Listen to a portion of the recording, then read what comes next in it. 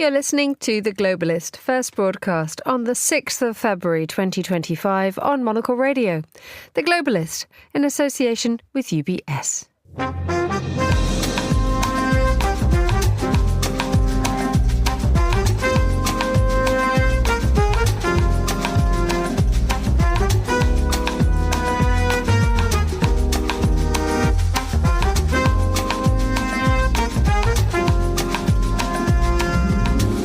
Live from London, this is The Globalist with me, Emma Nelson. A very warm welcome to today's programme. Coming up.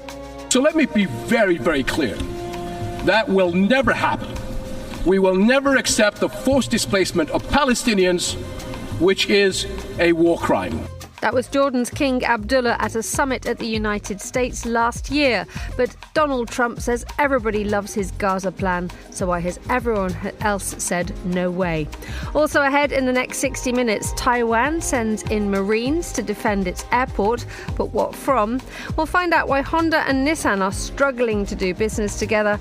Our paper review comes from Zurich, and we need continuity, particularly in conservation. But no, we are not going to stymie the creativity of the Islamic world.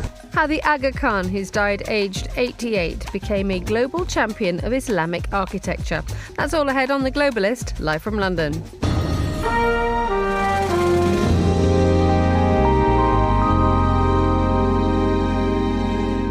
First, a look at what else is happening in today's news. Syria's interim leader is to visit the French President Emmanuel Macron in Paris next week. Rwandan-backed rebels have captured a town in the East Democratic Republic of Congo, despite having declared a ceasefire there earlier this week. And Guatemala has said it will accept a rise in the number of deportation flights from the US. Stay tuned to Monocle Radio throughout the day for more on these stories. But first, Donald Trump has defended his Gaza plan, saying everybody loves it.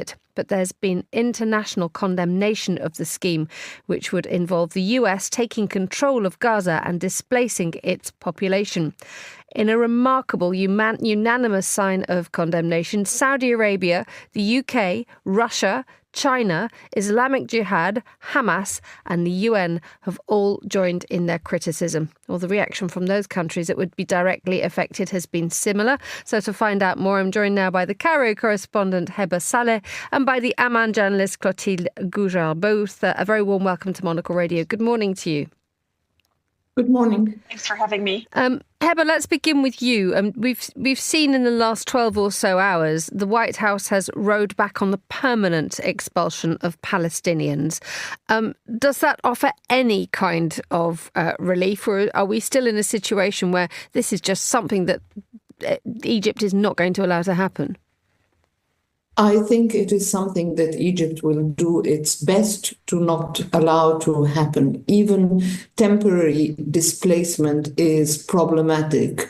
For starters, the Palestinians have never left Palestinian land since the formation of the State of Israel in 1948 and been allowed to return. So there will be huge suspicions among Arab countries which receive them and among the Palestinians themselves that they would be able to go back, especially that US officials have been saying that the reconstruction of Gaza can take up to 15 years. And of course, ideas like rebuilding Gaza as some kind of place, beach resort area, all this is not reassuring. The other problem, of course, for countries that are being asked to receive the Gazans is that it is potentially very, very destabilizing, whether they stay for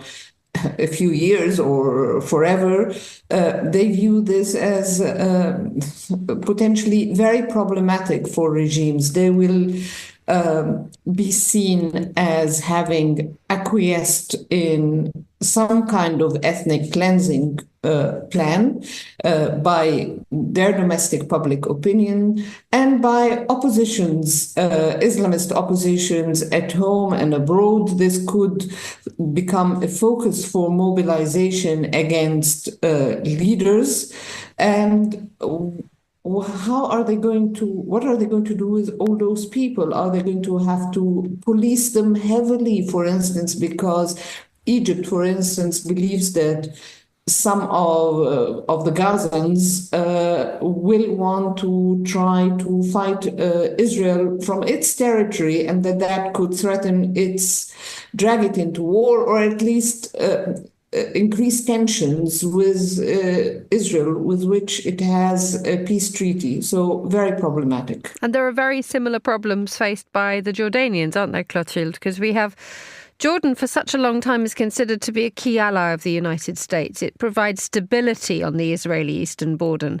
But there have already been suggestions that if they start to close the borders and Israel starts to force people over, Jordan has said, or it has been understood that Jordan says it's ready for war against Israel. Yeah, Jordan has always said it's a red line in its treaty for Israel. Jordan, the population of Jordan is at least of half of Palestinians, and it also hosts over 2 million Palestinian refugees that have been forcibly displaced since the creation of the State of Israel with the Nakba, or the catastrophe, and then after in the War of 1967. Jordanian and Jordanian officials see any further displacement of Palestinians as an existential threat for their state, and also as a problem for potential unrest, as well as effectively marking the end of a two-state solution. But as you were saying, Jordan is also a historical ally of the U.S. and is very reliant on its aid, its defense budget or humanitarian aid that's currently worth around 1.4 or even more billion dollars, and that has seemingly been frozen under Trump's executive order in January. So some analysts here have also suggested that this could be part of economic blackmail from the Trump administration to force King Abdullah II to the table to further talk this idea that's been floated by Trump since he took office at least 4 times in the last few days, that Palestinians in Gaza needed to be moved to a neighboring country. Just moving back to you, Heba, the thought that we have condemnation from so many different disparate voices across the world. We have the Saudis, the British, the Russians, the Chinese, Islamic Jihad, Hamas, the UN, Germany, France. A group of organisations and countries which ordinarily would be, in so many situations, be at odds with each other, are now united in condemnation of this. Is there a sense that actually Egypt and Jordan can feel supported? I think there is. I still think that it's a difficult situation for Egypt and Jordan. Both rely on U.S. military aid to a large extent. It's an important relationship for Egypt. It's not just the military aid, annual military aid of around $1.3 billion, but it's also U.S. goodwill, U.S. diplomatic goodwill, which helps Egypt, for instance, or recently, last year, helped Egypt secure an IMF loan, even though a few months earlier, the IMF and no government seemed to worry about Egypt's economic woes because it was seen not to be implementing reforms prescribed by the IMF. So Egypt wouldn't want to lose this. I think it also sees the Trump demand for Egypt to receive displaced Palestinians is possibly the biggest challenge that the President Abdel Fattah al-Sisi has faced since he came to power. I think they can derive some confidence from the fact that forcible displacement is illegal under international law, and so many countries are opposed to it. And I think Egypt and Jordan and other countries, Arab countries, will try to mobilize more international support. But it's such an extreme thing to ask by the leader of the most powerful country in the world that they must be very, very worried. Heba, staying with you, just finally, let's talk about suggestions that this will not happen, that we are seeing moves by the White House to impose things and then row back. If, for example, this plan is not put into action, yes, there will be a moment when the crisis abates, but how deeply will this be felt, and how long-term will the effects of this idea be across the region? I think Donald Trump is very unpredictable, and I think this is going to be a serious worry across the region. Indeed, as it is a worry across the world, as we're seeing with his position on Greenland and on Panama. He's come back to be U.S. president in almost a different, how should I say, very unorthodox, even more unpredictable and extreme than during his first term. So it is going to be very worrying for the region. It is also it is clear that he has no time or interest in the two-state solution and in other U.S. policies that have kind of informed the international approach towards the problem, towards the Palestinian cause. So it's a setback. I mean, already the two-state solution was not doing very well, but he's raised the possibility of Israel annexing the West Bank. He's raised this idea of emptying Gaza out temporarily or permanently. It's kind of shifted the parameters completely. So I think it creates deep worry across the region. Heba Saleh in Cairo and Clotilde Goujard in Amman, thank you so much for joining us on Monocle Radio. You are The Globalist.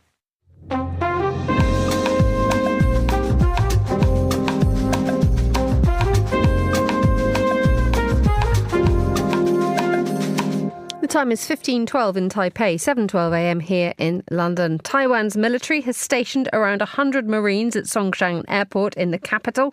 It's thought the troops from the 66th Marine Brigade are there to bolster defences in case of an attack by China. William Yang is a journalist based in Taipei, a regular voice here on Monocle Radio. A very good afternoon to you, William. Thank you for having me again. Is this a reaction to a specific threat?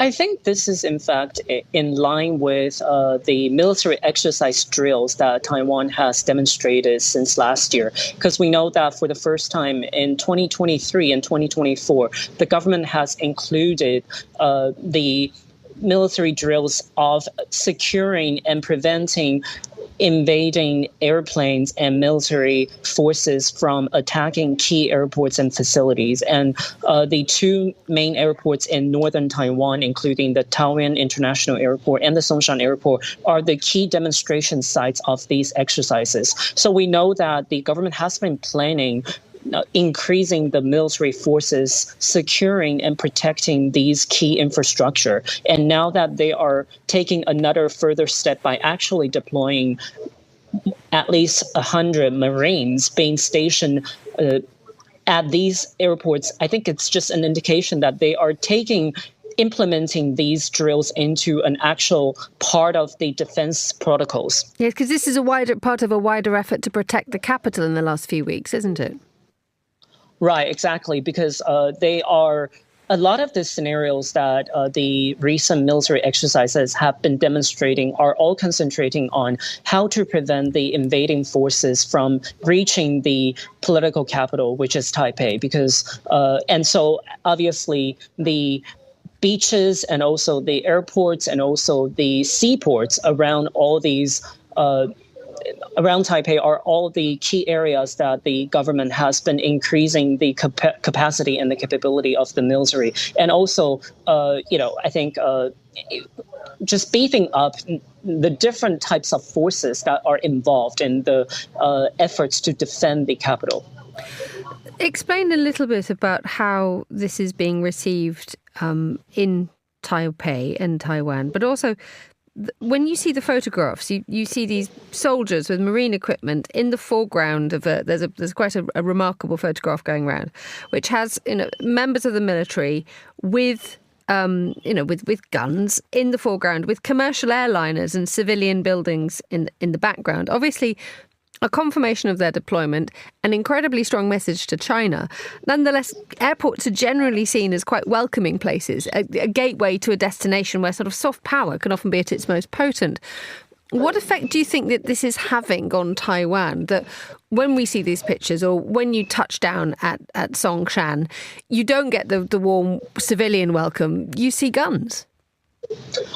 Right. So interestingly, Songshan has always been a mix of military and civilian airport since its inauguration. So for decades, there are certain parts of the airport that have always been prevented from public views. And also there are very strict laws about taking photographs of the airport itself. So I think the fact that the government is starting these measures with Songshan is to try to at least not increase the public anxiety about the possibility of a potential Chinese invasion, but at the same time letting it be in a facility that is in proximity to the political center to at least keep the awareness among the general public high enough to know that the government is taking steps to, in fact, try to defend Taiwan's most important facilities and Taiwan's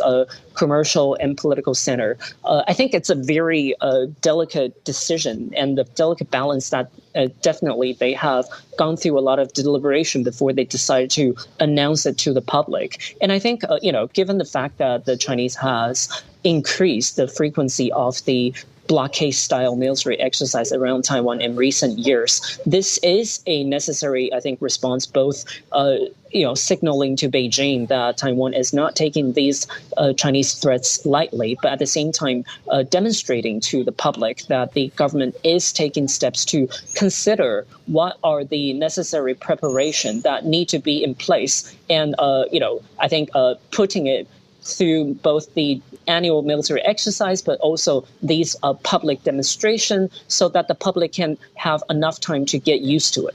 That's the public domestic view, but internationally, to see Taiwan as an increasingly immediately militarized place, do you think that will do, what impact do you think that will have on the way that the outside world sees Taiwan? I think it's very interesting because we know that the Taiwan Strait crisis has been one of the dominating topic when it comes to global discussion about potential conflicts. And we know that ever since the Ukraine war and also the Gaza-Israel conflict, broke out in recent years, a lot of discussion focusing on Asia is focusing on Taiwan. So there's already a lot of, I think, attention from the international community, especially key allies like the U.S. and Japan, looking at Taiwan's own preparation. So I think for the government to do this and choose to announce it in a pretty public way and, deploy these forces in a more longer term and, regular basis is a demonstration to the international community that Taiwan has enough willingness to defend itself and Taiwan's government is continuing to take steps. So I think given the context and the backdrop of the just rising threats coming from China, the Taiwanese government view this as the necessary step to actually calm and assure the international community that Taiwan is not just sitting back, rather Taiwan is proactively beefing up its defense capabilities, especially in the key areas that are very close to the political center. William Yang, thank you so much, as ever, for joining us on Monocle Radio. Still to come on today's programme. Some reports in the Austrian media have suggested that the talks are about to break down. And if that happens, then the only other alternative is for new elections to take place. Discussions take place to try to form a government, including the far right in Austria. Will they succeed? Stay with us on The Globalist. UBS has over 900 investment analysts from over 100 different countries. Over 900 of the sharpest minds and freshest thinkers in the world of finance today. To find out how we could help you, contact us at ubs.com.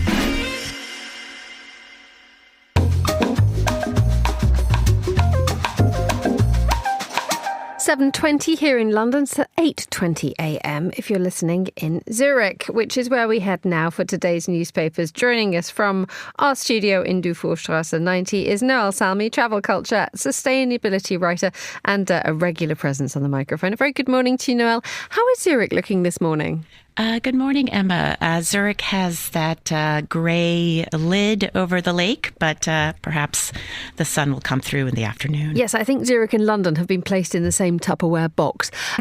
Right, let's talk about what you've spotted in the papers. We're going to go to Zurich later on and talk about car parks, which is always thrilling because Swiss car parks are rather marvellous. But first, let's head to South America, that you've spotted something in El País about Argentina basically following step with the United States. Yes, that's right. So yesterday, Argentine President Milei announced that Argentina will be dropping out of the World Health Organization.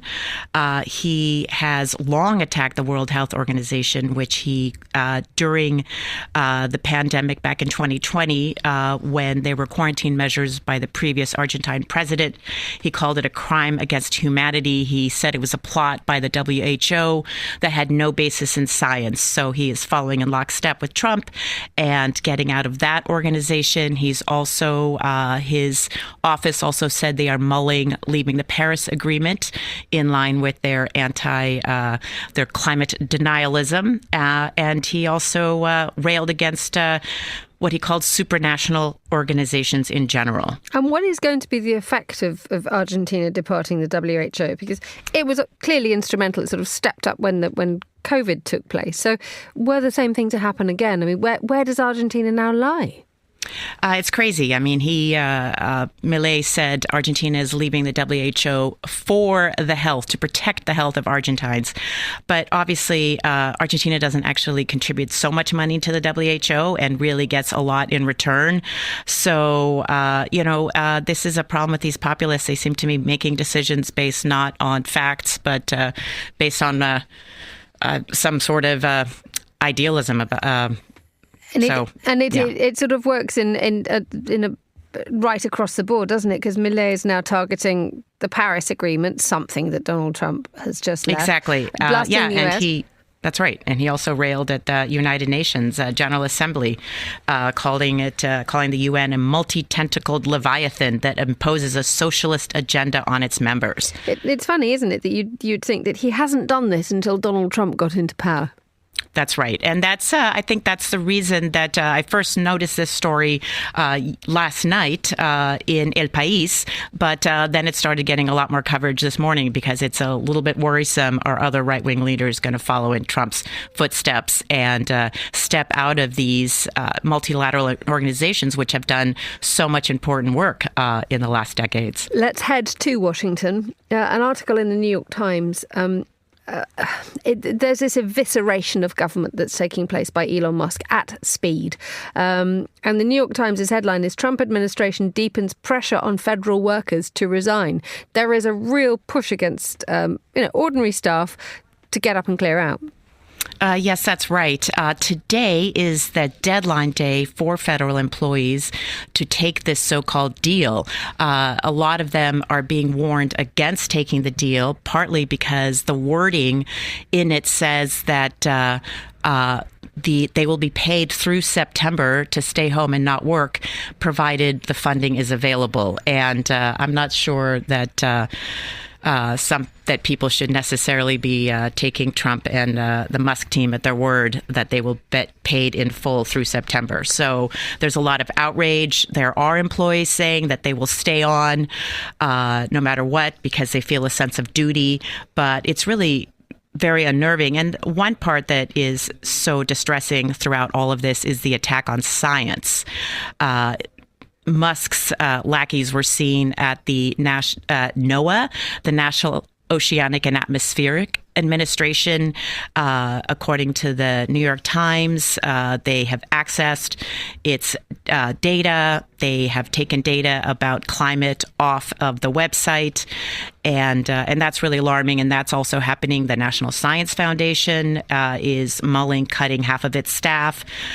So it's a really unprecedented and disturbing attack on science as well. It is indeed, and I think the thing that's taking everybody by surprise is the absolute speed with which things are happening. And the Times in London has a comparable article. I mean, the New York Times that you've rightly spotted talks about the effect on the people who are being told to pack up and ship out. Elon Musk's baby-faced assassins leading Doge takeover. It says they're aged 19 to 25 with no government experience and have been asking state employees to justify their jobs. This is an astonishing moment, isn't it? It's astonishing. It's really quite disturbing. And Musk and his team, they have literally set up beds inside these offices to sleep there. So their intent is very much to act as fast as possible. His missive, the original missive, had the same wording on it as when he took over Twitter. And so the message is quite clear. He wants everybody to know that he's behind it and he's going to move fast. Okay, let us move on to the next story. What else have you spotted? The sabotage of cars in Germany is something that you've picked up on from the Süddeutsche Zeitung. Yeah, it's really quite a crazy story. So the Süddeutsche Zeitung references newspaper headlines in Germany back from December that said that green activists were going crazy and sabotaging cars by taking construction foam and sticking it up the exhaust pipes of cars and then putting stickers with the face of their Green Party leader and saying, driving is terrible.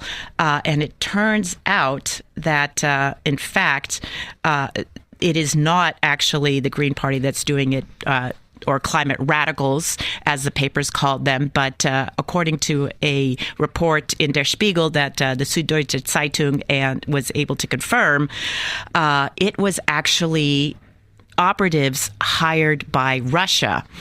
The German Office for the Protection of the Constitution says that this is part of a pattern.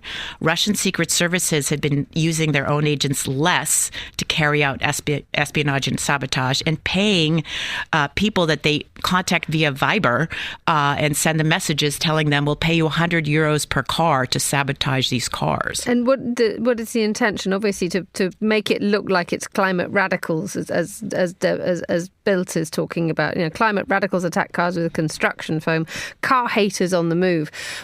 Do we know why this is being intended to what the intention is behind this, other than to just destabilize? Well, that's exactly right. I mean, the intention is to destabilize. The head of Germany's Federal Intelligence Service said Putin's strategy is to disrupt their society and to sow doubt and fear. And in fact, I mean, it's, we see a rise in popularity of the right-wing parties. Well, at the same time, we have this disinformation campaign by Russia to make people very weary of the left and to think that they are out of control. So it really fits into a pattern. Well, we promised everybody that we'd talk about Zurich car parks. Go for it, Noelle.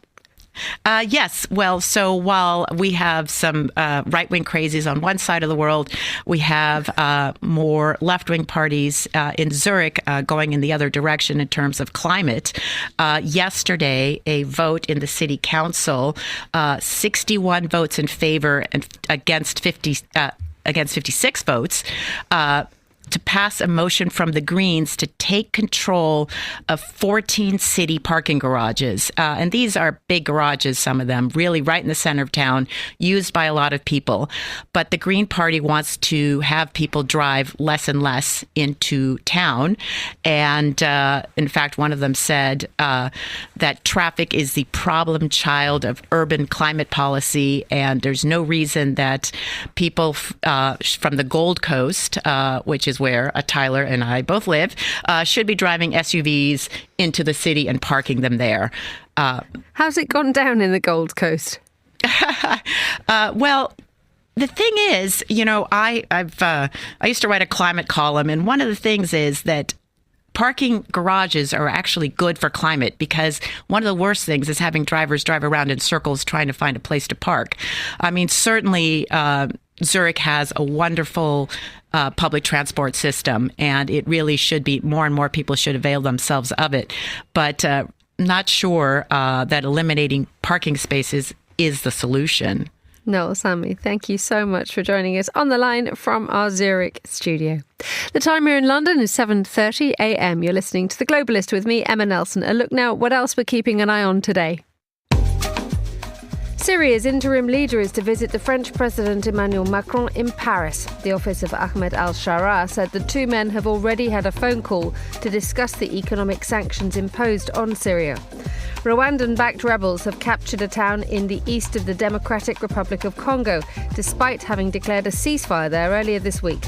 The militia, including members of the M23 group, now control near Bibwe, which is 70 kilometres north of the provincial capital of Bukavu, a city that they have said they have no intention of capturing. And Guatemala has said it will accept a rise in the number of deportation flights from the US. The country's President Bernardo Arevalo made the announcement after a meeting with the US Secretary of State Marco Rubio. This is The Globalist. Stay tuned.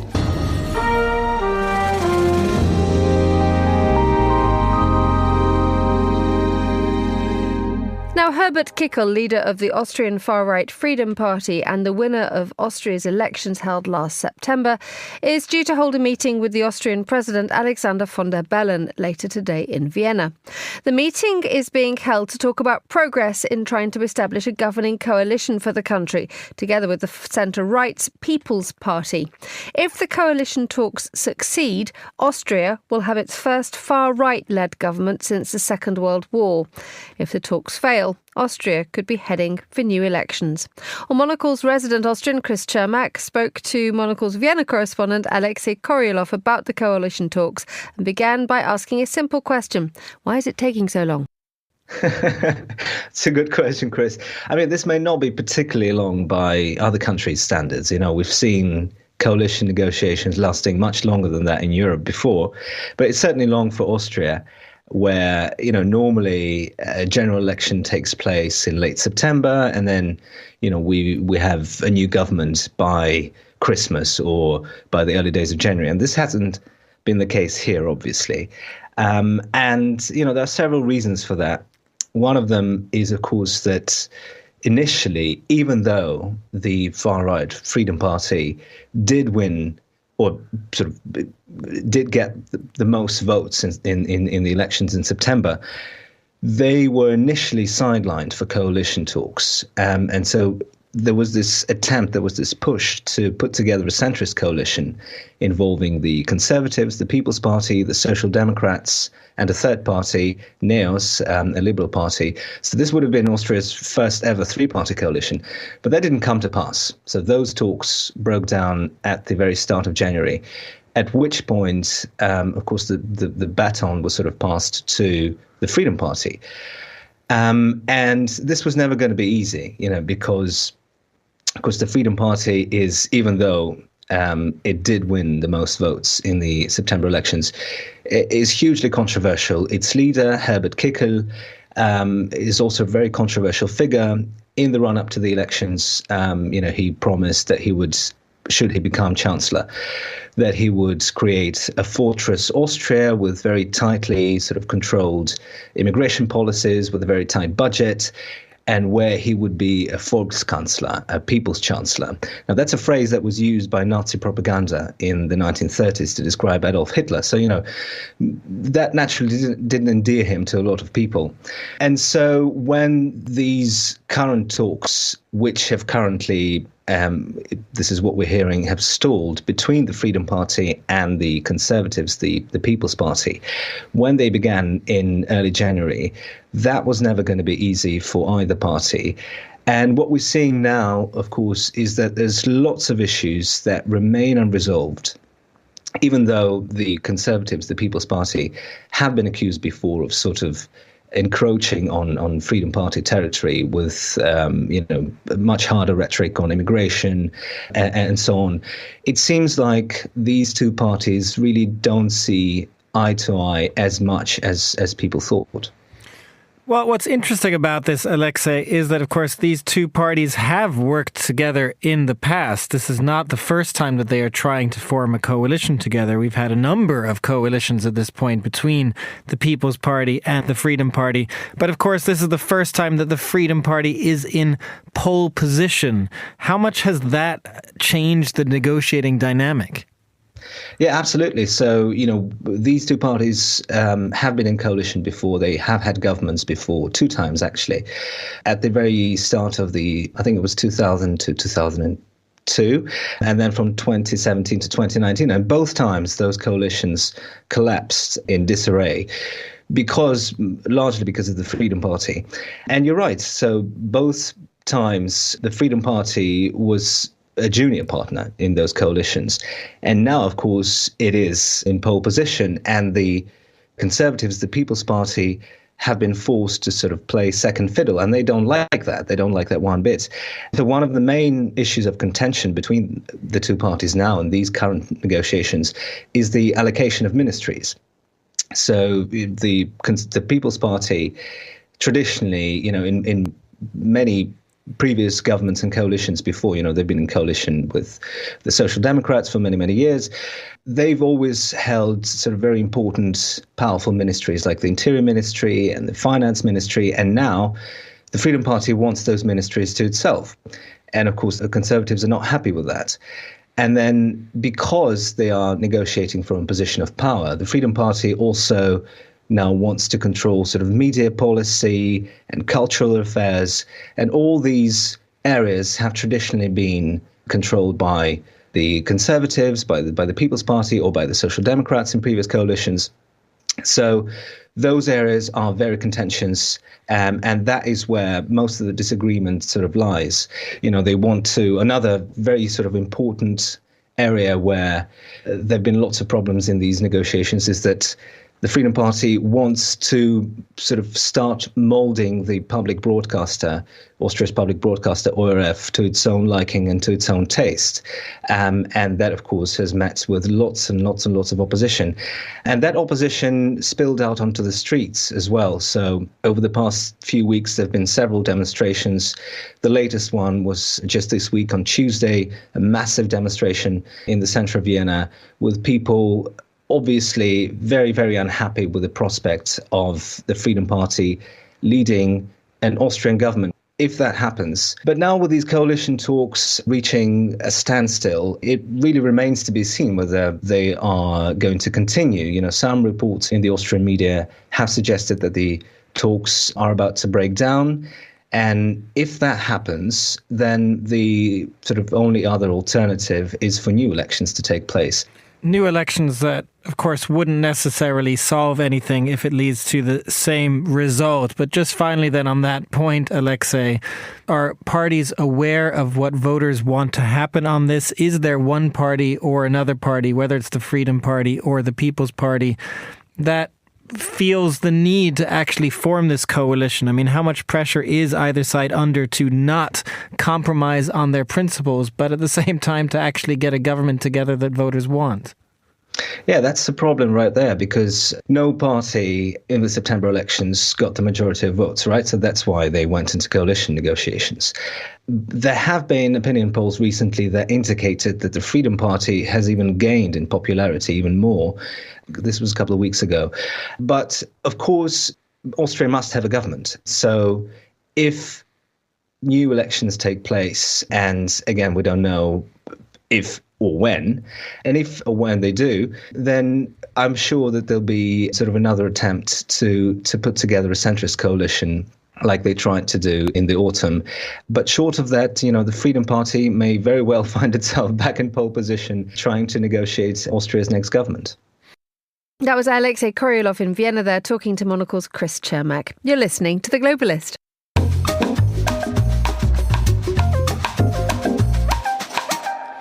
16:39 in Tokyo. Now, it seemed too easy to be possible. A merger between the Japanese car giants Honda and Nissan was announced near to the end of last year. The intention to preserve the brands and return Nissan at least to a Japanese stable. The deal, however, appears to have fallen apart. And following it from Tokyo is Harry Dempsey, the Tokyo correspondent for the Financial Times. Very good afternoon to you, Harry. Yeah, good afternoon to you too. Thanks for having me on. What's gone wrong? So what has gone wrong is this maybe it was not a marriage made in heaven from the start. The two companies had a lot of overlap. Nissan's in huge crisis and trouble trying to turn itself around. And I think Honda didn't really like what it saw as it got to get more serious in these discussions. And Honda turned around this weekend and said, rather than setting up what was initially agreed, which would be a joint holding company which would own both the Honda and Nissan brands and help to protect each of the brands and provide some decision-making wiggle room for Nissan, they instead said, no, we want you to be a fully owned subsidiary of Honda. Therefore, really putting all the power in Honda's hands. And for Nissan, this was untenable. And so things have this week, all of a sudden, just after 45 days, fallen apart. I mean, one wonders what Honda was sort of thinking when they did that, given the fact that Nissan has a tremendous amount of pride, and not just that the way that Nissan has been spending this is not that the deal is a potential lifeline to keep Nissan on board, but it is actually an incredibly important and vital move in order to keep both brands in a strong position. I think so, but I think the rationale from the Honda perspective was that the crisis at Nissan is really deep, and it needs to see these turnaround actions extremely quickly, and therefore it can't be certain that it will be done as quickly as desired if it's done in a holding company structure. And therefore, if they are taking over Nissan as a full subsidiary, it can really go hard on the execution of this turnaround to make them a stronger company. I think the other thing that I would add is that it was probably structured that way in the offset to try and deal with Nissan's huge pride. So there was that issue. And I think that Honda was perhaps drawn to this not because of positive reasons that it loved Nissan. The CEO was actually asked in the press conference, what do you like about Nissan? And he really struggled to come up with an answer, suggesting that that's the most obvious question you can be asked. But in fact, it was more done out of fear, because Taiwan's Foxconn, better known for as the world's biggest manufacturer of iPhones, had made an approach to Renault to buy its stake in Nissan. So I would say it was more out of fear of somebody else getting hold of Nissan rather than actually liking what they saw. Why have Nissan got them into such a mess? Because they're a very well respected brand, but for the last few years or so, Renault, which has been there's been a kind of a quarter century alliance between the two companies. They've been trying to get rid of them and offload them.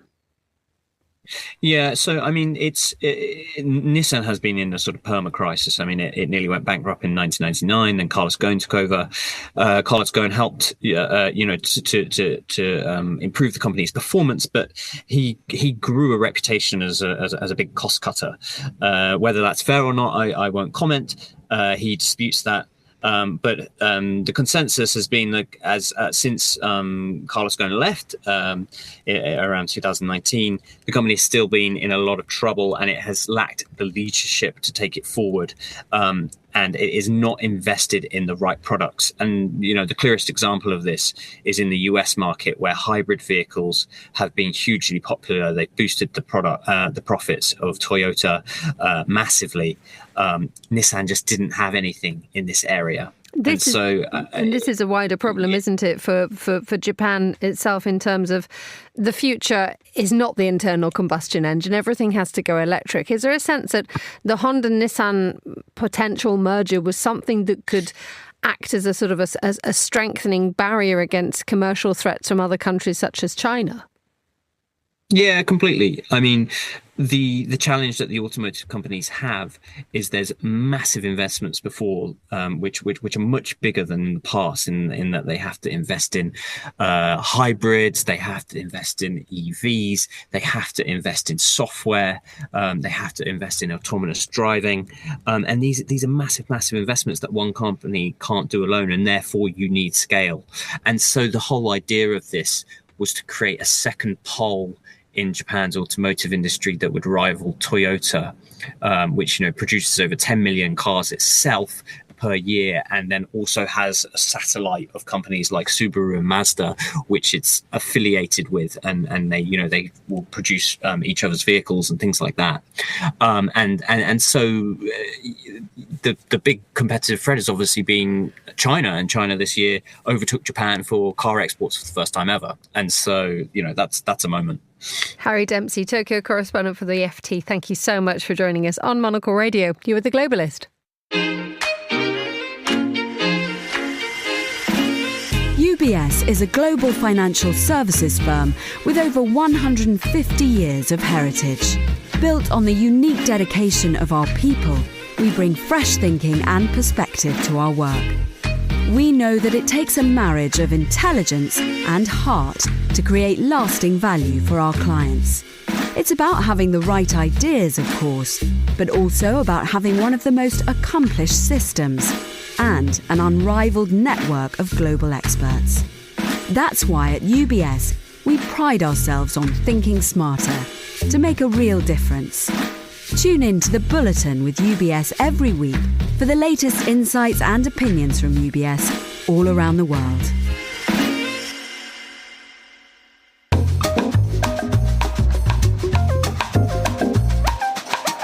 Time now for the latest from the world of art. Ben Luke is contributing editor at the Art newspaper and host of podcasts too. And he joins me in the studio. Good morning, Ben. Good morning. That's a lot of notes you've brought us. Packed. Actually, the sort of the ability to fill an A5 piece of paper is phenomenal. This man is going to save the planet with his rather frugal use of paper. Incredibly resourceful in my note taking. Fabulous, absolutely fabulous. You should see mine. There's like 3 words and a scroll, and I change the page. Wonderful use of plenty of notes, which to me suggests plenty of things to say. Actually, no, your pencil has been sharpened to the point where it's like one of those tiny stubs that you had to keep when you were at school. Again, I'm just being resourceful. This I'm man saving is the planet amazing. one pencil at a time. Perfect. Thank you so much for that. We really do appreciate it. And sorry for sort of noticing it, but it is remarkable. Okay, on your notepad, copious notes. Yeah.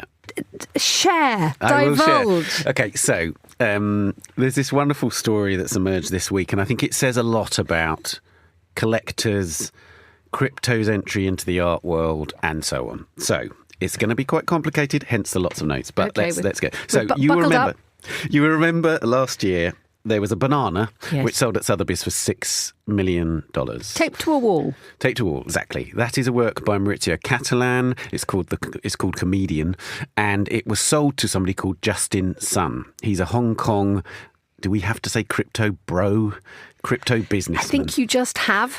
So we're going with it. Anyway, so he's one of those people, and it turns out, basically, in 2021, he was in the news then for buying a work by Alberto Giacometti, which would seem counterintuitive. We all think that crypto people are very into meme kind of art.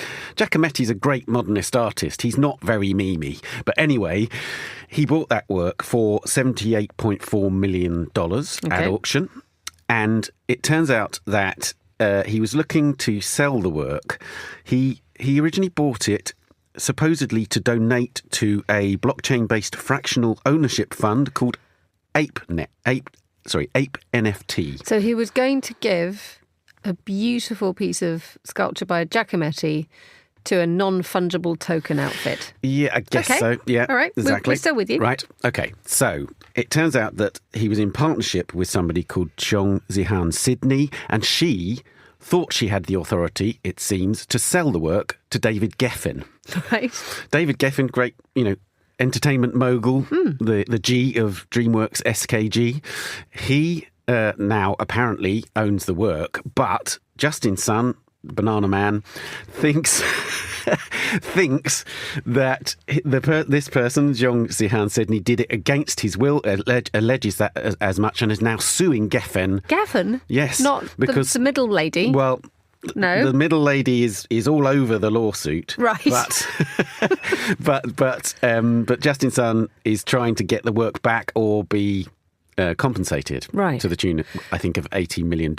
Which is about the price that he paid for the Giacometti sculpture. Exactly, and he says that it's increased in value. Anybody who knows anything about the art market right now knows it's been depressed for the last couple of years, and therefore that is very moot. If this continues, it sounds like it's not just the art market that's going to be depressed. Right, so I'm not being too cynical about this, but why is this a thing? Because it sounds like an enormous row among 3 people or 2 people. Well, I think what's really interesting is it shows you that there's this new class of collector coming from crypto, awash with cash, and they see art as this very, very high-profile, glamorous industry, and it's something you can exploit for publicity, as he did. You know, he famously, at a press conference, ate the banana after he'd just paid $6 million for it.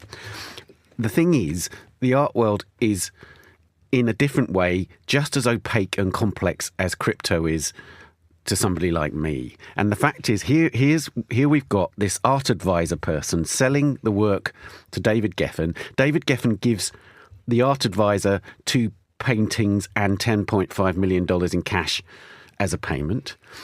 It turns out that the paintings can't be sold by the sounds of it. And there's this wonderful quote from Geffen's lawyer where basically they say, it's a desperate and bizarre attempt to hide reality. Yes. Basically, exactly. And so Justin Sun, the lawyer says, now wants to retrade the deal based on the implausible claim that his own art advisor and his liaison to the art world has duped him. Effectively, the claim in the lawsuit is that Justin Sun was rather green when it comes to art world negotiations and deals, and therefore he's been caught out by that. And yeah, so there's this whole intriguing thing that it's a wonderful salutary lesson in the fact that the art world is not the easiest place to do business and make money. Has this changed? I mean, you talked about the tech bro. I can't believe I've just said that now. I mean, now that the tech bro have done it again, are mentioning this and are diving in with their opacity. I mean, hasn't it always been thus? I mean, we've got stories of people ripping off, walls of Medici palaces and taking out, was it the Battle of San Romano, Urbino? People were nicking big bits of art and moving around and things popping up all over the place. It's no different, is it? No, I think this is the thing. It's just the latest story which now involves a different kind of moneyed person. So it's always been rich people involved in making deals which have been more or less opaque. And the art world as an unregulated industry has always been intriguing and, eyebrow raising to all of us who are not rich and spending vast amounts of cash within it. No more. And this is a prime example of how it continues to be. I mean, we've got 10 seconds left on this one, but when you're looking at the art newspaper now, do you suddenly have to sort of have a new column or a new section now to deal with this? Well, yeah, the whole NFT thing prompted so much, activity on our behalf. But the fact is, it's sort of gone away, hasn't it? It's kind of gone away, and we're left with loads of money and some of it being spent in the art world. So, yeah, we have to reckon with that and see what we can do about it. New columns appearing in the art newspaper. Ben Luke, that wasn't just art news, that was one amazing story. Thank you so much for joining us and thank you for bringing the notes. You're listening to The Globalist.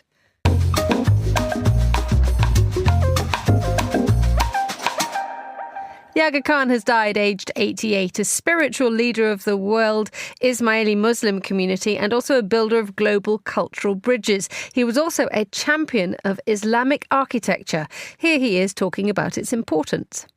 The symbols of the past may be reutilized in modern architecture. They may be dropped. New symbols may come forward. We need continuity, particularly in conservation. But no, we are not going to stymie the creativity of the Islamic world.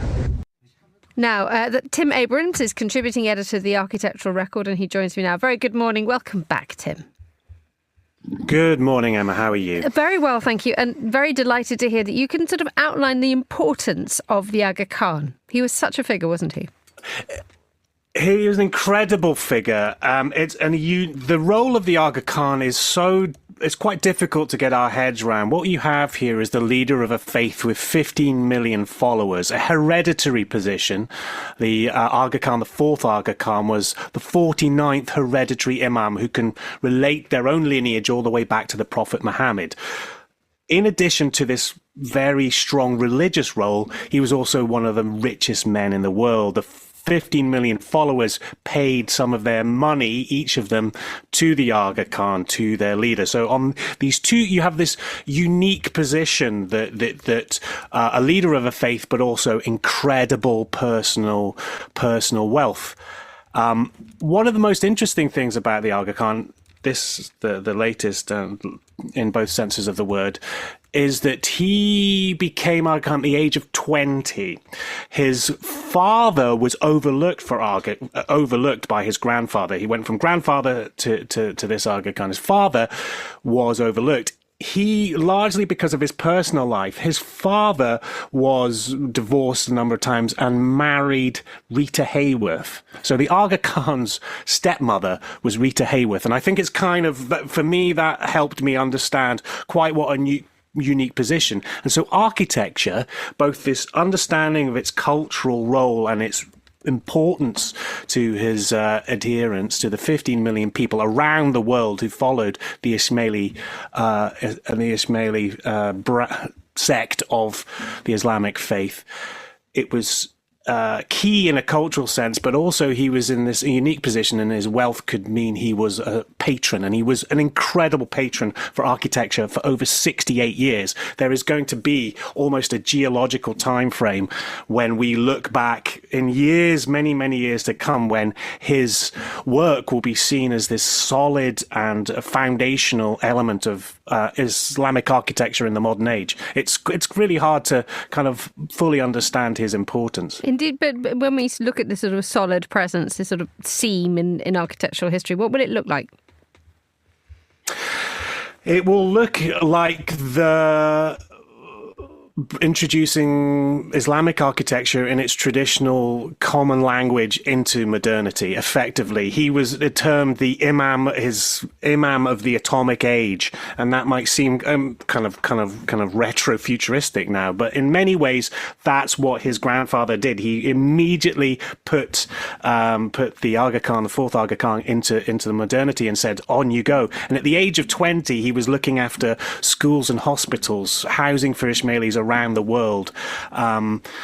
And what he understood at that time was he looked at it through a young man's eyes and saw that there was one tradition and one need amongst the clients and another urged amongst the architects were pushing towards using modern materials. And he set about his life's mission effectively to get these two groups of people to talk to each other. Some of his projects, I mean, there are very few people that can say that they radically changed the scope and feel and presence of different global cities, but the Aga Khan could ostensibly say that he both changed the way that Cairo operates and thinks about itself with his projects there, but also Delhi, the Al Hazrat Park in Egypt in the 1980s. He was there on a conference and saw this city that desperately needed this sense of a shared space, and saw the Al Darasara Hill and realized that this was the space which has been used as a kind of, it just captured the kind of detritus of many years of history and was just effectively a kind of random site. And he took it and created a 30-hectare park, which is in the middle of one of the densest cities in the world, an incredible achievement. It's a beautiful park, walkways, pools, hills, formal picnic spaces, formal gardens. But what he did, which is typical, I think, of the vision and the opportunity Tim, that his hereditary position granted him. The last thing I want to do is interrupt your flow, but I'm afraid I have to because we've run out of time. Tim Abrams, thank you for joining us. That's all the time we have for today's programme. Thanks to all my guests, to the producers Anita Riotta, Chris Chermak and Hassan Anderson. Our researcher is Maisie Ringer. Our studio manager was Elliot Greenfield.